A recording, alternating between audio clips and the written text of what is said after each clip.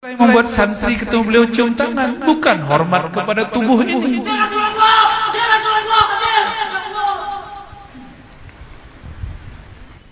Allahumma salli ala Sayyidina Muhammad.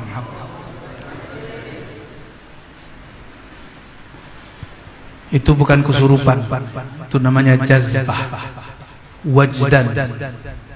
Ketika nur terpecik dalam korbu, lidah tidak dikunci, keluarlah dia. Ya, antum ruqyah, antum yang kesurupan setan. Dia asik sama Rasulullah. Cuma ada yang salah paham, dijadiin bahan video, tulis orang kesurupan setan. Mana ada orang kesurupan setan nyebut Rasulullah? Nah. Jangankan sebut Rasulullah, sebut nama Imam Ahmad kabur iblis.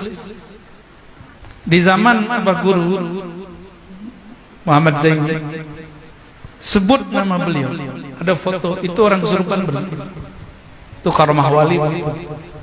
Itu kisah terjadi setiap masa. Dulu Imam Ahmad cuma pakai sendal. Sendal itu bagian paling hina di tubuh kita. Ada orang kesurupan anaknya, cuma dikasih sendal. Ana masyghul, saya sedang khidmat kepada ibunda.